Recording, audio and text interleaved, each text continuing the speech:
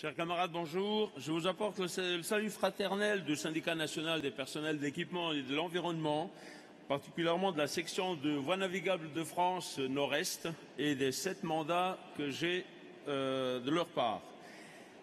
Les camarades dont j'ai ici l'honneur de porter le mandat sont des fonctionnaires, ouvriers d'État ou des contractuels qui exercent leur mission de service public dans les services déconcentrés ou établissements publics rattachés au ministère de la Transition écologique et solidaire et celui de la cohésion des territoires. Depuis que l'extrême centre est au pouvoir avec cette politique ultralibérale et autoritaire, les réformes se font à un rythme effréné et nos services sont complètement déstabilisés. Actuellement, au sein de nos services et établissements publics, l'activité principale des directions sont restructuration, re-restructuration pour certains. Les DDT sont à leur 3e, voire 4e restructuration. Privatisation ou encore création d'antichambres de la privatisation, les EPIC, lorsque les missions sont tout simplement abandonnées.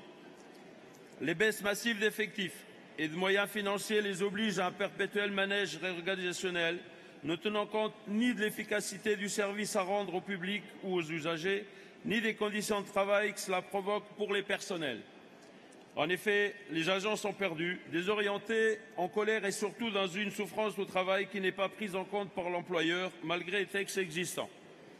En effet, le plan social national que ce gouvernement a décidé de mettre en place après la RGPP, la MAP, c'est Action publique 2022. Cela se traduit par la suppression de 120 000 postes de fonctionnaires supplémentaires et la casse de leurs droits collectifs et individuels. En parallèle, se met en place un nouveau contrat social avant de casser le statut et donc individualiser la carrière des fonctionnaires, en clair, une fonction publique de métier et non plus de carrière ni de droits collectifs.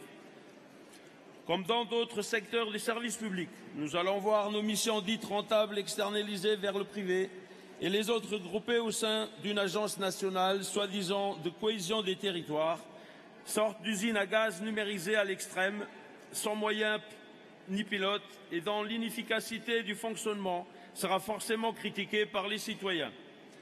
Quant aux voies navigables, après l'abaissement des niveaux de service à l'extrême, le recours récurrent à l'emploi précaire de saisonniers, voilà qu'est proposé maintenant comme solution pour certains secteurs la dénavigation. Pour parvenir à arrêter cette machine infernale, une autre méthode syndicale doit être mise en pratique que celle dont a usé la Confédération pour stopper les ordonnances de la loi travail. Pour nous, force ouvrière et réformiste dans le sens original du terme. Pour nous, force ouvrière négocie et combat dès que les négociations ne respectent pas les revendications issues du mandat des instances syndicales de notre organisation. Cela a été le cas lors du combat contre la loi dite El Khomri, contre laquelle les camarades se sont mobilisés plusieurs fois à l'appel de la Confédération et de son secrétaire général. Les ordonnances de la loi travail ayant les mêmes avatars et le mandat n'ayant pas changé, les positions du secrétaire général ont été mal comprises, voire même choqué la base. À force ouvrière, le mandat de la base est notre ADN. Nous tenons à saluer ici le positionnement du CCN qui, en septembre dernier, de par sa résolution, a redéfini un mandat de combat qui nous a rendus de nouveau fiers d'appartenir à notre confédération et à son fonctionnement dans le respect de la démocratie syndicale. Cependant, nous déplorons que, malgré la redéfinition du mandat par le CCN, le discours du secrétaire général comportait trop d'ambiguïté sur son positionnement vis-à-vis du mandat. Ce manque incompréhensible de fermeté et de volontarisme à combattre les projets destructeurs de droits des salariés des services publics, notamment Action publique 2022, alors même que les mobilisations s'organisaient partout, cela nous a heurtés et désorientés. C'est pourquoi nous voterons contre le rapport d'activité. Mes chers camarades, nous sommes conscients que le combat sera rude pour affronter les attaques portées contre l'ensemble des salariés et en particulier actuellement contre les services publics.